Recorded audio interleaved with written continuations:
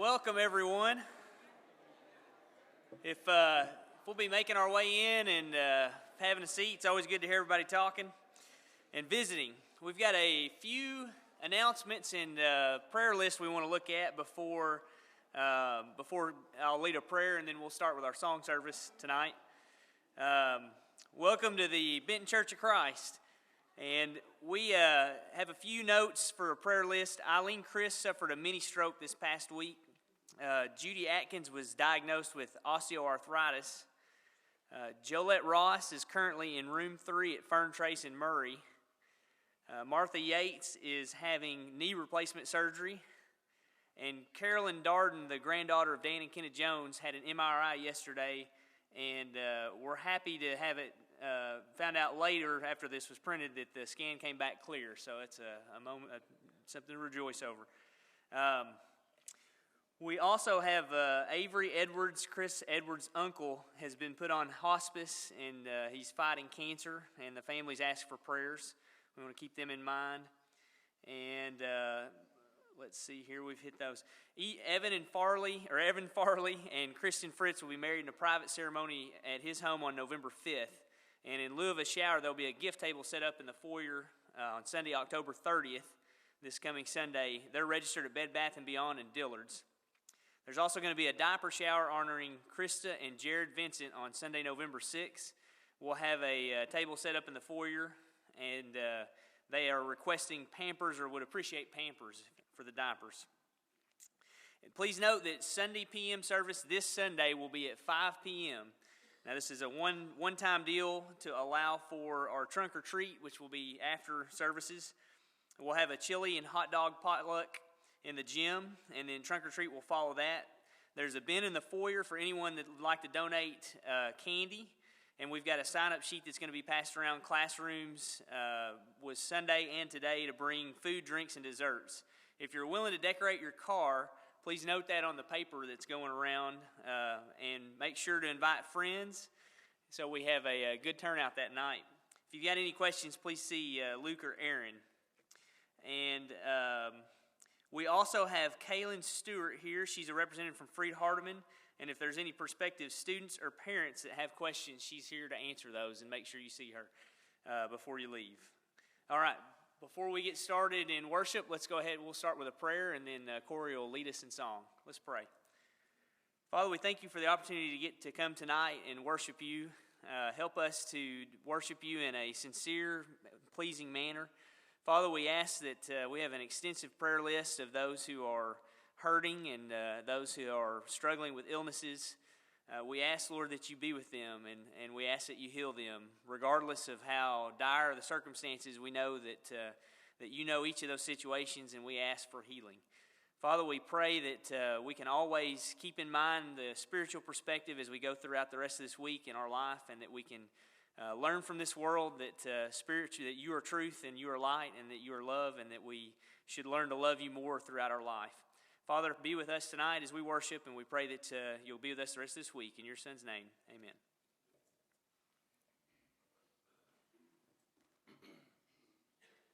$475. We'll go all 3 verses here. Down at the cross where my Savior died, down where from cleansing from sin I cried, there to my heart was the blood applied. Glory to his name. Glory to his name. Glory to his name. There to my heart was the blood applied. Glory to his name. I am so wondrously saved from sin. Jesus so sweetly abides within. There at the cross where he took me in. Glory to his name. Glory to his name. Glory to his name.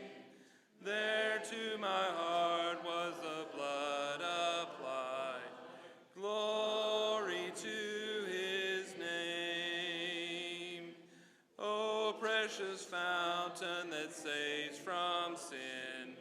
I am so glad I have entered in. There Jesus saves me and keeps me clean. Glory to his name. Glory.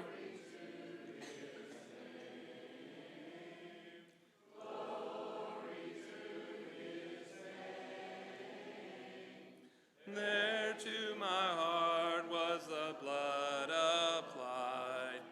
Glory to his name.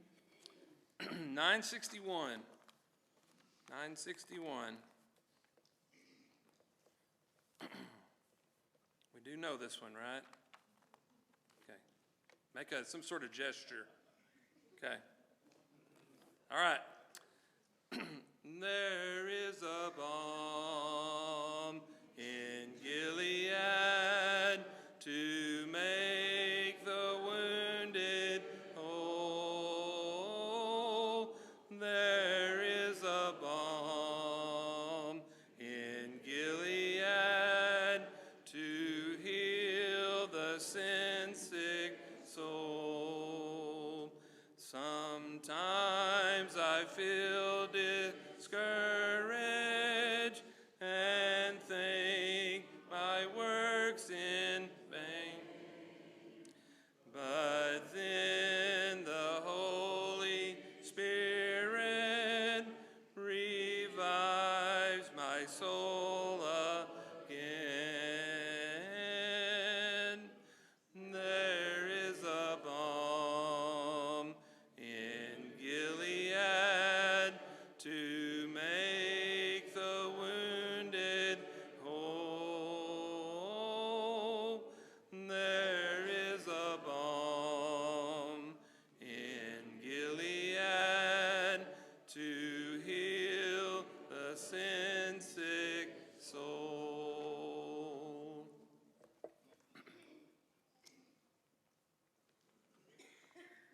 $769 will be the song of invitation.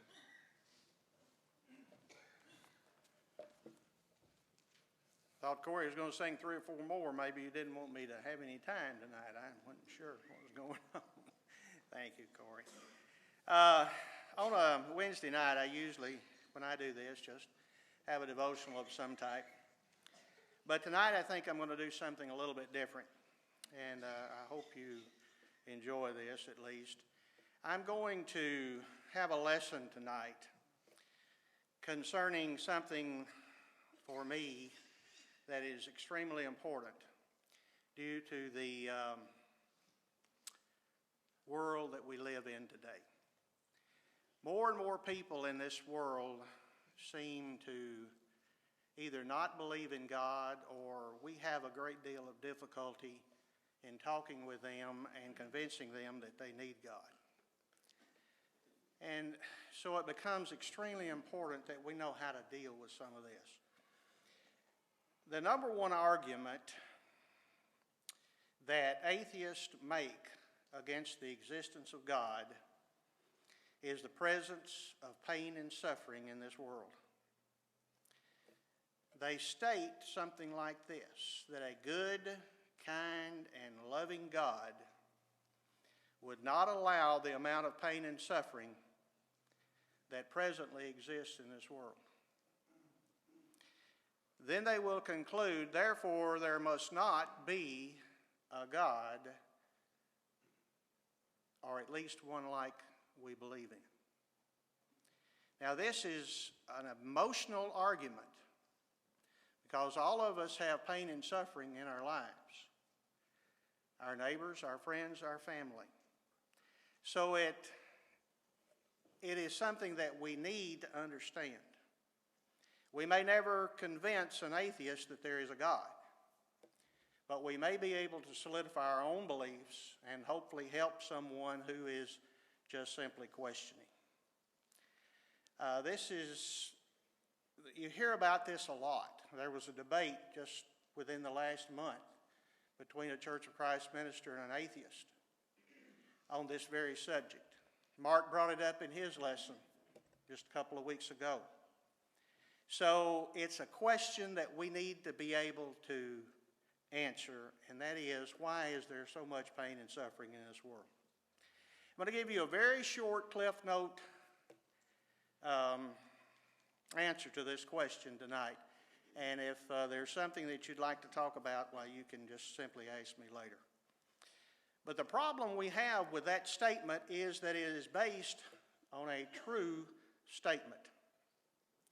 God is kind and loving and has never done anything that was not good. So it is emotional to us. Atheists will argue that if God created this earth, He created a place with pain and suffering. Okay, this is where we need to learn what these arguments are doing. And first of all, that is not a true statement, and we need to realize that. After each day of creation, God looked at what He had done, and He said, "It is good." There was nothing evil about it at all. There was nothing wrong with it. It was good. We cannot let non-believers tell us who God is, what He did, or what He should be doing. God created a perfect man in a perfect state and placed him in a perfect place. He gave that man a choice of obeying Him or following the devil by telling them they could eat of every tree in the garden except the tree of knowledge of good and evil. So that became the choice. The devil came in the form of a servant and tempted Adam and Eve, and they simply chose to follow the devil instead of following good. Because of this, they were cast from the garden. The process of dying began. Therefore, pain and suffering. Evil or disobedience to God brings pain and suffering, or brought pain and suffering into this world.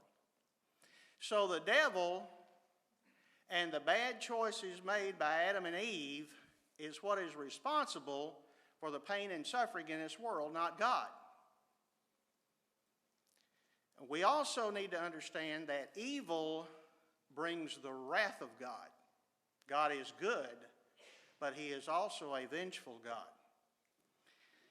When they left the Garden of Eden, a war began in this world between good and evil. Revelation 12 talks about a war in heaven. Michael and his angels fought. The devil and his angels fought. And then the next verse calls the devil that old serpent. Well, that old serpent was the one who tempted Adam and Eve in the Garden of Eden. People need to realize, we need to realize how God handles evil. Okay? All we have to do is look at things like the flood. They became very evil. Evil on their hearts continually, and God destroyed that evil. That is the battle. God destroyed the evil. Sodom and Gomorrah. Not one righteous soul could be found. God destroyed the evil in that city. Israel made war against several nations. Sometimes they were told to go in there and annihilate everyone. We wonder about that. Those nations were evil. God was destroying that evil.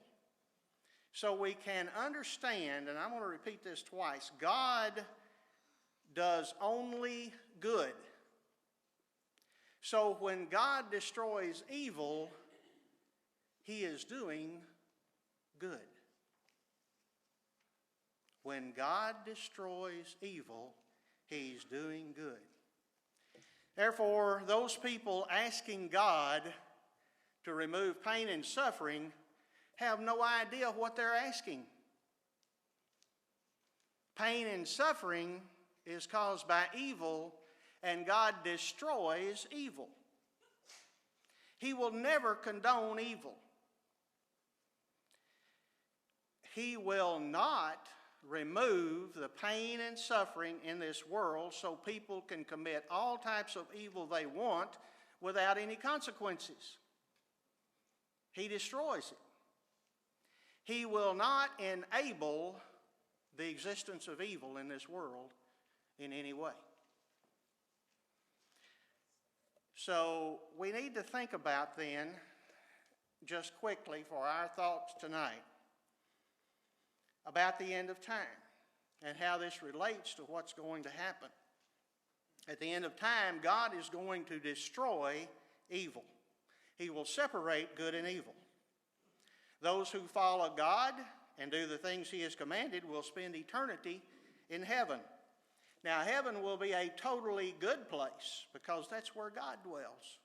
There will be no evil in heaven. Therefore, no pain and suffering. Those who follow the devil will be cast into hell. Hell is described as a place of torment, a lake of fire and brimstone. Pain and suffering will be extreme there and will last forever. That's what God's going to do at the end of time. He is going to destroy all evil. Nothing good will be in hell simply because God is not there. One other question is evil being destroyed today? Is God destroying evil today? We are like the nation of Israel in that we are destroying evil today, but we do it in a different way. Jesus came to this world and died in order to give us a way to remove evil from our lives and live eternally with no pain and suffering. When we teach someone how to follow Jesus, we are destroying evil. Our swords have been turned into plowshares, our spears into pruning hooks. However, that does not relieve physical pain and suffering, does it? Because this is an evil world. So Jesus offers us relief from the pain and suffering of sin, He offers us the relief from the pain and suffering of sin and the relief from physical or whatever pain and suffering there might be in eternity. I have heard people say when they're baptized, "Wow, I feel so good. I feel like I know where I would go if I died." Why? Because the pain and suffering of spiritual sin has been removed. Then all pain and suffering will be removed in eternity. So the question, I guess, tonight is, do you want to live in pain and suffering for eternity, or do you want to be relieved of the spiritual pain and suffering now and all pain and suffering for eternity? One of those two choices is what we have. So, to relieve the world of pain and suffering will not be some miraculous act by God. It will be by the action of each individual in their own lives as to what they do. So if you are not following Christ, if you have not put Him on in baptism, or if you've fallen away in some way, now's the time to relieve all pain and suffering for eternity. Would you come as we stand?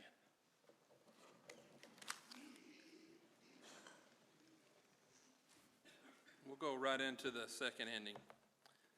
May I call you Father, may I call you friend, I've heard you, Jesus, I've heard you with my sin.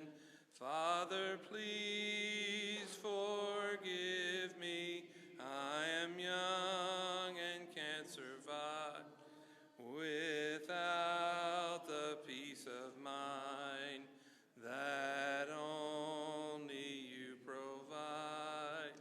Please forgive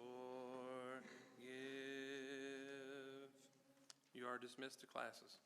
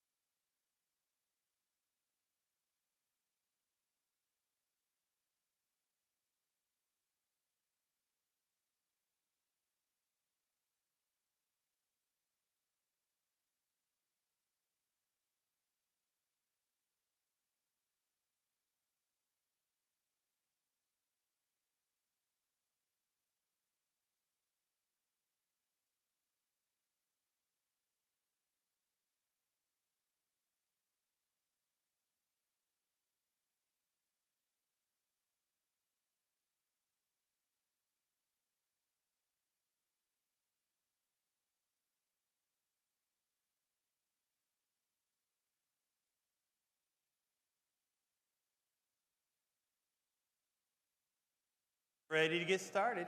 Happy birthday to you. Happy birthday to you. Happy birthday, dear Mark. Happy birthday to you. Well, thank you. It's Paul's birthday too, and it's Hillary Clinton's birthday. All right. Yeah, it is. I mean, of all the people to share with. Well, okay. 13 more days. 13 more days. All right. What a way to start. All right. We are going through our Old Testament and looking at the law of how all that works. And we've covered the tabernacle. We've covered mainly the central part of worship, whether it be in Shiloh, Gilgal, later in the ministry of Samuel, or eventually with David and especially Solomon in the later southern kingdom, Jerusalem. But for the rest of our lesson, we're going to spread out and look what's happening through the nation and some of the things that work with the nation as we go along. So remember, we talked about last week and a week before the idea of the high priest. And we talked about how each one of us are part of the priesthood, 1 Peter chapter 2, verse 5, and how Jesus is our high priest. Hebrews chapter 4, verse 15, we do not have a high priest who cannot sympathize with our weaknesses, but was in all points tempted as we are, yet without sin. Now, what I want to cover tonight is the cities of refuge. Now, you talk about the most boring thing ever, the cities of refuge, but I don't think it'll be boring as we go through it. It's going to be sort of an overview of some of the law of retribution, which we'll run across as we go along. So hopefully it'll work out okay. Now, Could these be compared to sanctuary cities of today, or is this what we had today? it's a little different. The idea of sanctuary cities for today, if I understand correctly, is there's some major metropolitan areas in the south, primarily in the west, LA, some places through Arizona, where they have just decided not to enforce some laws, usually on immigration. And so they've decided not to enforce the laws because of the burden that it is upon the police force, if you will. For example, I don't know if my mom's in here or not. I grew up in Odessa, Texas. Odessa, West Texas, near Mexico, more or less. When I grew up there, it was 70% Hispanic, 40% of the city was illegal. So if the police force decides to deport everybody out of town, that's all the police force is going to do. So very rarely do they worry about immigration law, because otherwise they would do nothing else. And I think that's that way in some other places. But yeah, but this is different. This is an idea of grace, and it's also an idea of a cooling off period. And we'll see that as we kind of come across. The idea of the sanctuary cities, notice there's 6 of them. And what you'll notice is anywhere you are in the nation of Israel, and we'll come back to that slide, anywhere you are in the nation of Israel, you are within a day's journey of a sanctuary city or a city of refuge. Now, you may say, man, if I am walking, I'm not making it 30 miles in one day, all right? You may have the running philosophy that I do. I run to the bathroom and the fridge and nowhere else. But some people, you think about this one way or the other. If you have to make it 30 miles, you can make it 30 miles. You can make it in at least 2 days, 3 days journey time. So anywhere you are, as long as you're in the nation of Israel, you are able to get there quickly. And that's the reason why when we look at the cities, you'll notice some of them are pretty close. That's because they're in the mountain region. And so the travel's a little bit harder. You get to the south where it's a little bit more flat, they're going to be a little bit further apart. But anywhere you are in the nation of Israel, all the way up through the time of David, almost in the time of Solomon, you are only about 30 to 40 miles away from getting there. Now, what was it used for? Remember, in the old law, there's the theory of retribution. Whatever you do to somebody, they are allowed to do it back to you. And maybe when you're raising your kids, you experience that. One kid hits the other. To stop it, you say, okay, you're allowed to hit them back. Or maybe something like that idea of retribution. So if you stole someone's ox, you would have to give them an ox back. If you did something that caused the person to lose an eye, you also lost an eye. Whatever you did to somebody, they did back to you. And we'll talk a little bit soon about why that is and how actually that's a law of grace rather than a law of retribution, which we oftentimes think of it. Well, what happens when you kill someone? Remember, they did not have a police force like we have a police force.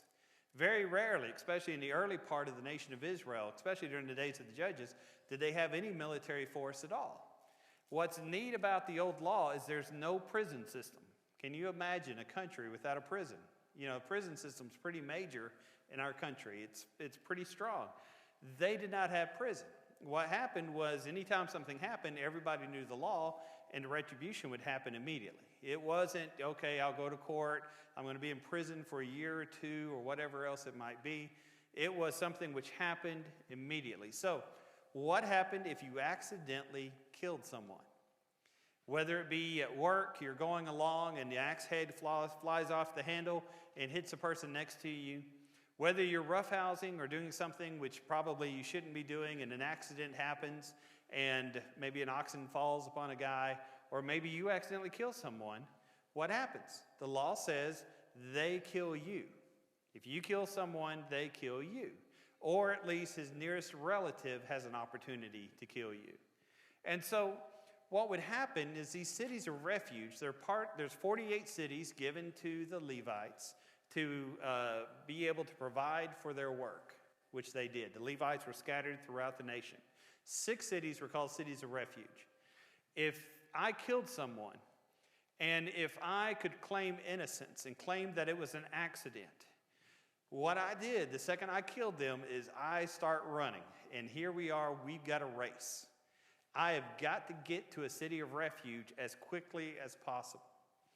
When your brother, your child, or your parent is killed, you have every right in the world to slay the person who killed your brother or a close relative. You have every right to put them to death because that is what the law says to do. And so what you do, as soon as that happens, you go and try to find a guy who just killed your brother or your father or your son or whatever else it may be as a point of family honor. So when somebody got killed, it was like a race going on. And we'll talk about that race here in just a little bit, and we'll look at an example of how that happened and an application for today. But you kill somebody, you run. Now, you get to the city, and you meet the head priest in that city and tell him your story.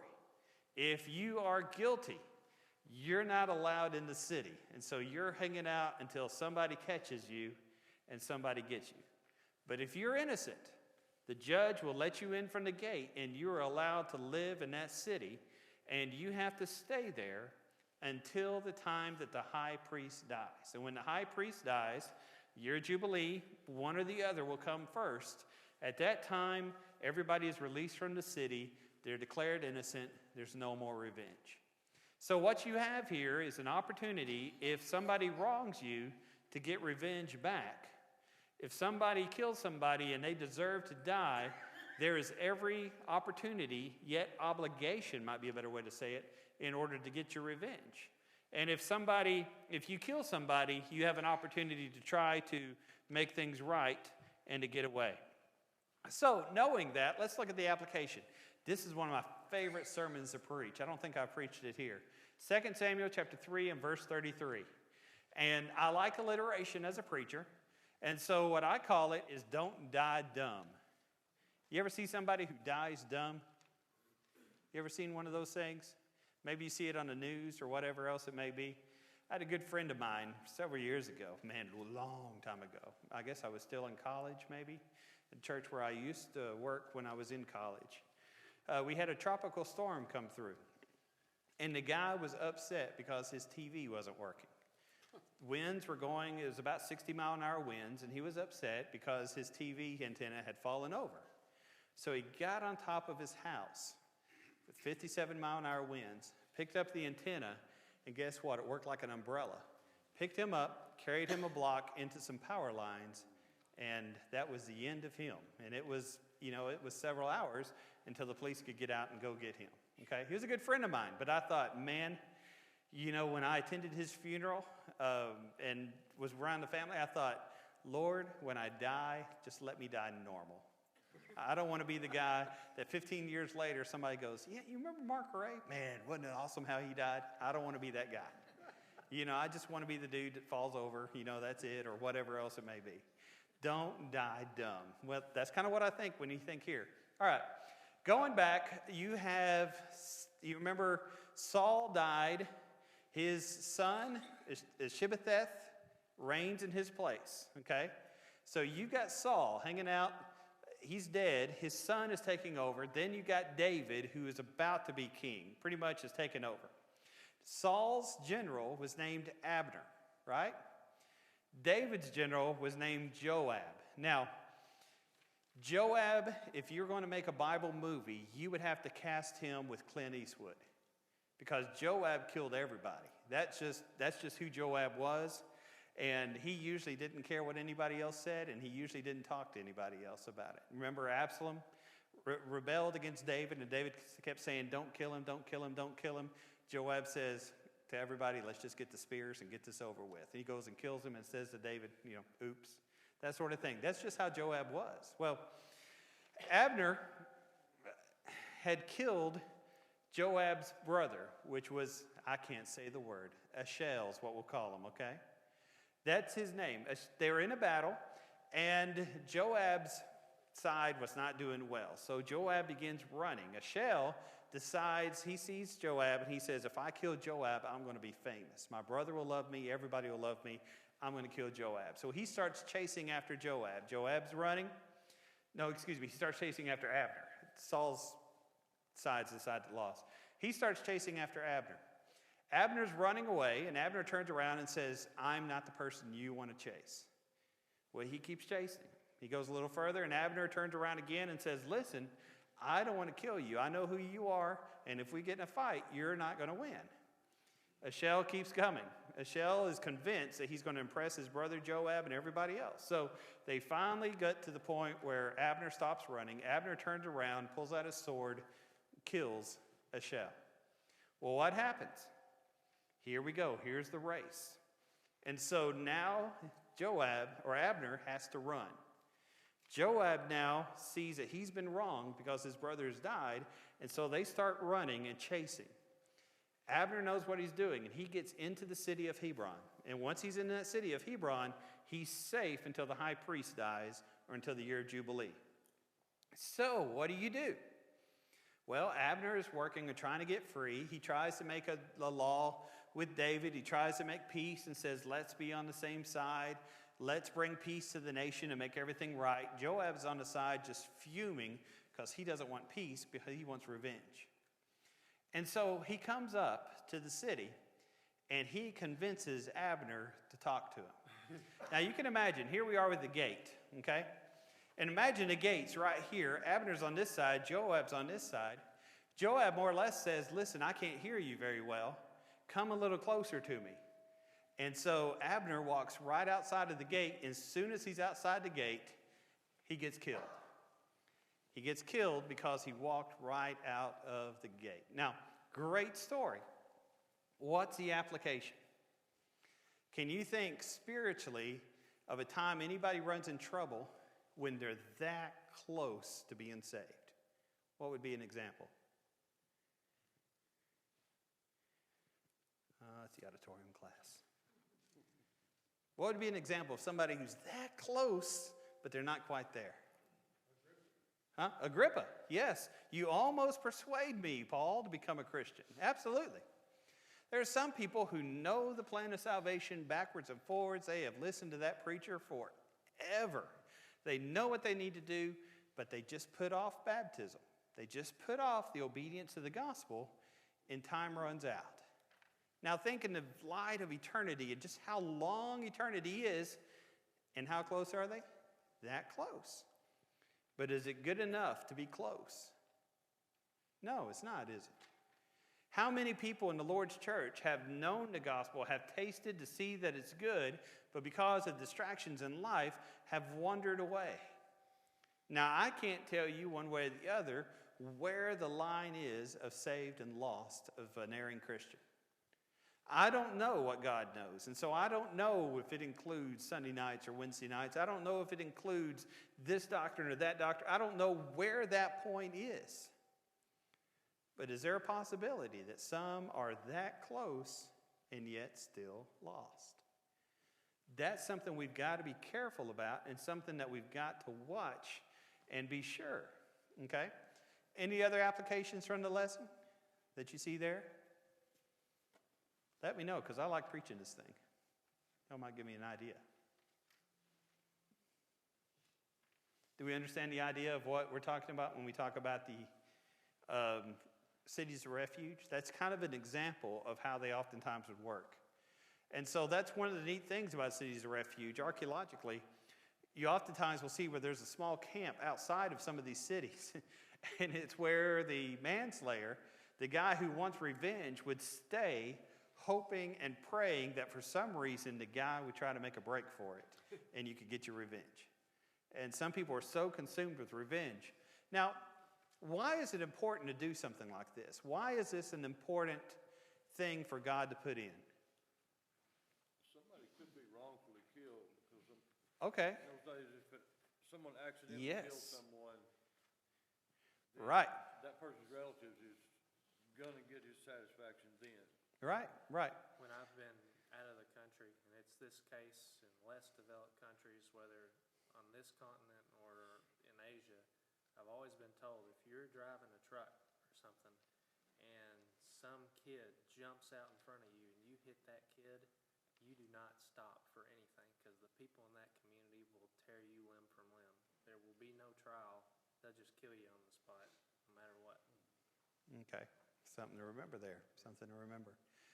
There's a lot of heat and passion, especially when something first happens. And maybe you can remember in your life sometime when you were hot, when something had just happened and your temper flared and you said or did something you didn't need to do. There's sometimes when there would be a justified killing, such as what happened with Abner. But it doesn't matter. The other family wants revenge and they're not going to listen. God understood that. And so for that reason, God made this idea of a cooling off place, a place where a trial could take place under the priest to look at the evidence and decide whether or not this man needed to die. Now, if you're guilty, you didn't live. This wasn't something where a guilty person could go ahead and skate and make it as long as he could run to a city really quickly. But it was a place that was a cooling off period where a person could have a trial and a person could look into the issue to determine exactly what needed to happen. Now, we oftentimes will go over to the New Testament, right? And the New Testament, Jesus talks about eye for an eye, tooth for a tooth, right? You have heard. He says somebody does something wrong for you, you do something wrong back to them. But Jesus says, nevertheless, I tell you what? If somebody wrongs us as a Christian, what should we do? Turn the other cheek. They take your cloak, you give them your tunic also. That soldier compels you to go a mile, you go 2 miles with him. Jesus here is talking about that grace which is there. And oftentimes that's what we're more aware of, right? Because we're a lot more versed in the New Testament. But the Old Testament actually was a law of grace as well. And you'll see this law repeated, or this principle repeated in a lot of the Sumerian or the surrounding civilizations around Israel as well. It was important when you thought about an eye for an eye and a tooth for a tooth, because our habits, our responses oftentimes aren't equal, but they're escalating, right? What's an example of escalating? And if you've raised kids, you've seen this, right? A person looks at their brother or sister, and they're just looking at them, staring at them. So what's a brother and sister do? Okay, they whack them, right? Well, this brother and sister can't stand to just be whacked, so what do? They whack them back harder, right?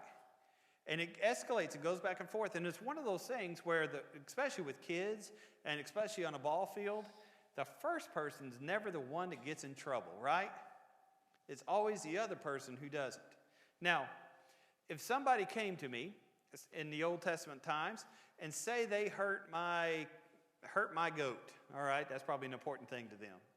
I would say, well, how dare they hurt my goat? I'm going to hurt their goat. Not only am I going to hurt their goat, but I'm going to hurt their oxen as well. That'll show them how to treat me. Well, they'll say, hey, they just hurt my goat and my oxen. I'm going to come back and do something even worse. This law was designed to even things out. You could only do back to someone what they had done to you. You could not escalate it. And that's what we see going on, was this idea of not escalating. Now, if I did something that knocked out a person's eye, Because I did that, my eye would have to be knocked out as well. Say I stole somebody's goat or oxen. Now, if it could be proven it wasn't just an accident, but it was done with malice, there was a 20%, I don't know if you'd call it a surcharge, but a 20% fee, and you see this with the sacrifice system that we covered a few weeks ago, a 20% fee that went on top of it because of malice. So if somebody hurt my goat and they were doing it to be mean to me, they would have to repay me a goat plus 20% of whatever that goat would be. Maybe the horns. No, not really. Not a 20% of a horn, but the worth, which is there.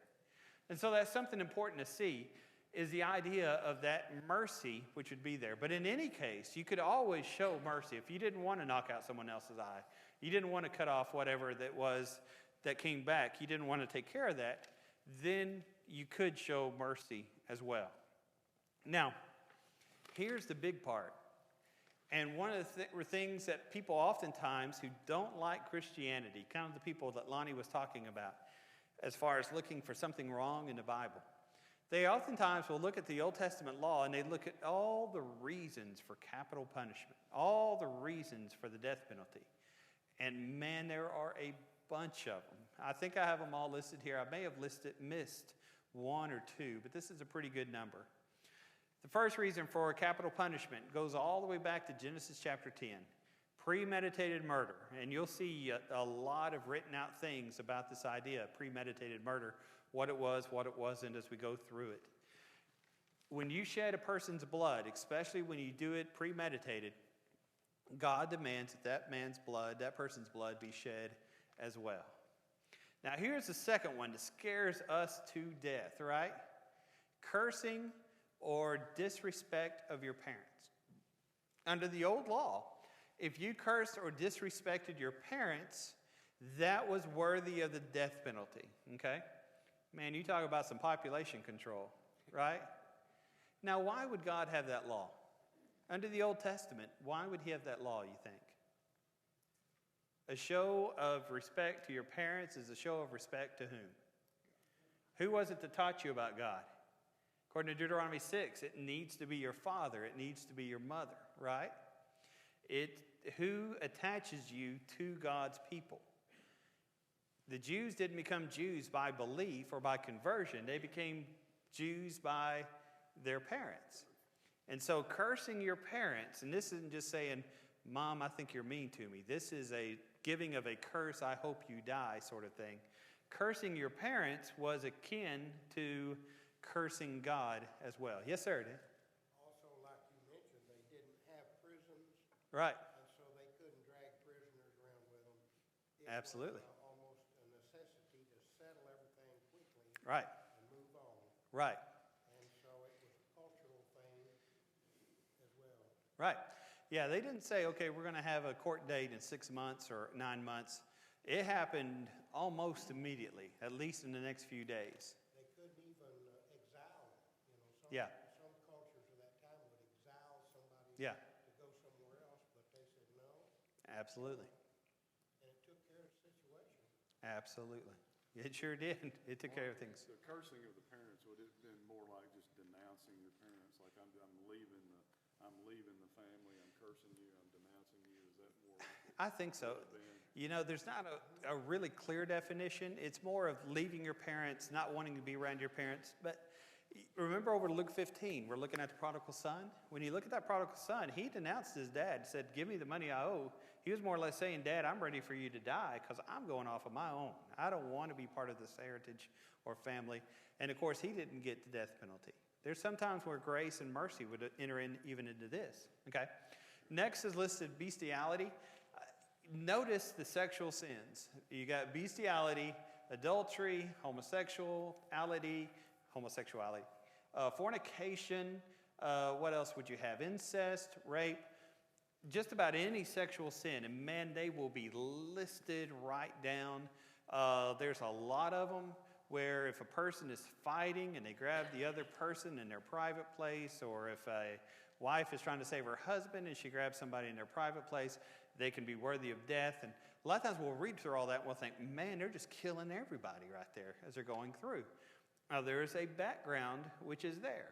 And the background which is there is the way in which you produce the people of God is by marriage and marriage operating in its proper place. And so the way in which you showed honor to God was by keeping your temple, keeping your body pure, staying with your spouse and the spouse of your youth, and keeping those things which are there. So their idea of adultery is a lot different than our idea of adultery. A lot of times in our community, we think of adultery more or less of being somebody who doesn't want to keep the vows to the person they're married to, and somebody who is consumed with lust or consumed with attraction for somebody else, or somebody who's not very happy in their marriage, something like that. In the Old Testament, it was usually seen more of a response towards God. Their marriages were romantic. There was love in a marriage, but they weren't based on romance like our marriages are today.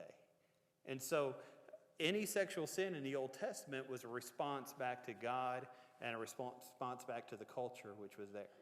And so that's one of the reasons why there is such strong laws against that sort of stuff. Okay? Breaking the Sabbath. Why was it important to keep the Sabbath? What did the Sabbath represent? The day of rest. Okay, the seventh day. And also it was given as a sign of the people of God. Remember, the fourth of the 10 Commandments. And so since it was a sign of the people of God and it was a sign of people imitating God, when you broke that commandment, it was a reflection, once again, on God. False prophecy. Anybody who spoke and it didn't come to pass was not from God. And so there you see how seriously God takes false worship. You'll see false prophecy. You'll see idolatry. You'll see human sacrifice, blasphemy, even rebellion, things such as that, sorcery.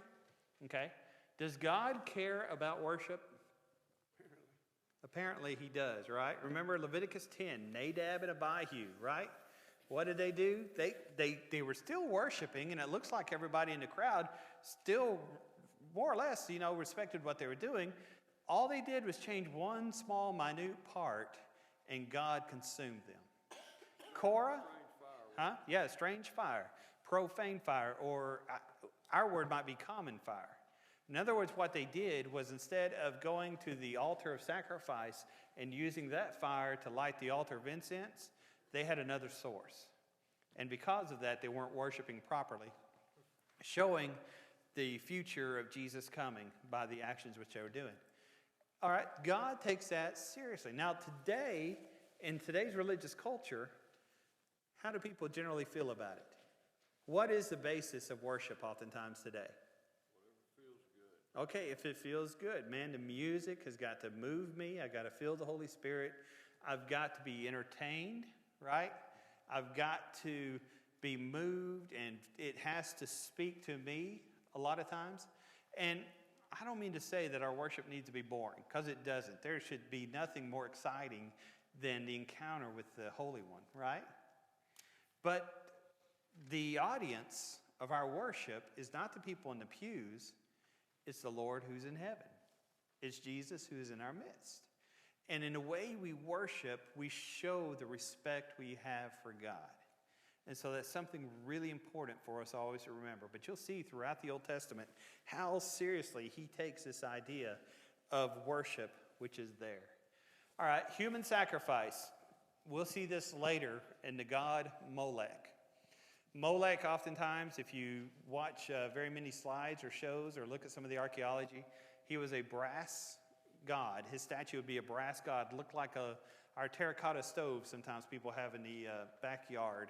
It has the round part with the open part to it. Molech was a pretty hefty, fat kind of god. And what he would do is he would be sitting there with his arms out like this. And the way in which you worship Molech is you would bring your child, oftentimes a baby, sometimes up to a teenager, and you would bind your child up and you would lay him on Molech's arms, and then they would light the belly and it would consume that child, and that child would be destroyed. Molech was a god worshipped almost from the beginning in the northern kingdom and later at the end of the southern kingdom. And just about every time the children start dying is when the end of the world, end of the country at least, would come in the Old Testament. That might be a lesson for us today, huh? And so you see all those different sacrifices which are there, which come across. Now, I kind of rushed through that because I wanted to make sure I finished, because I never, ever finish. But going back to these cities of refuge, let's go ahead and look, because there's something fascinating which is here. Each one of these cities has a meaning behind it. And I put the meaning closer to what the Hebrew word says. Sometimes if you look it up on the internet, you'll see a little bit of change. All 6 of these cities are names of Jesus, and they represent Jesus in some way. Now, it's really cool. Jesus is our holy place, right? He is the one who makes us holy. John 1:29, behold the Lamb of God who takes away the sins of the world. He did no sin, yet he became sin for us, 2 Corinthians 5 and verse 21. Okay, Shechem, the strong shoulder, the one who sees us through our troubles. For we do not have a high priest who cannot sympathize with our weaknesses, but was in all points tempted as we are, yet without sin, right? Hebrews 4 and verse 15. Look at this Hebron. Hebron means the closeness of friends, the closeness of fellowship. Behold, the Lord came down, and what did he do in John 1? He tabernacled. He dwelt among us. The fellowship that we have. If we walk in the light as he is in the light, we have fellowship with one another, and the blood of Jesus Christ cleanses us from all sins. Bezer, which means the place of iron. It's a strong place. We now have an anchor for the soul, right? Our hope, okay? Jesus Christ is the same yesterday, today, and forever. And so Jesus is our strong place. This world's going to change. Our morals, our direction, our life, and our country, it's all going to change. But Jesus is always going to be there. Ramoth, or Ramoth Gilead, sometimes is what it's called, is the mountain, the high place. Okay? You go up there, you're brought high into the atmosphere, if you will. Well, Jesus brings us to a higher way, right? His thoughts are not our thoughts, nor are our ways his ways. As you look back at what the prophet would say, he is the one who cleanses us and made us to sit up in a high place, right? Ephesians 2, verses 3 and 4. Okay, and the Golan. Today we think of Golan Heights. It's pretty close to there if you watch the news about Israel. Golan means a place of freedom. All right, so what I wanted to bring out there, and we're finished. What I wanted to bring out there was each one of these cities talked about Jesus. You get into Christ, you are in a place of refuge. We deserve to die outside, so run as fast as you can. He's within a day's journey. Run as fast as you can, and you can find freedom within there. Okay? All right, thank you for being here. Enjoyed our time together.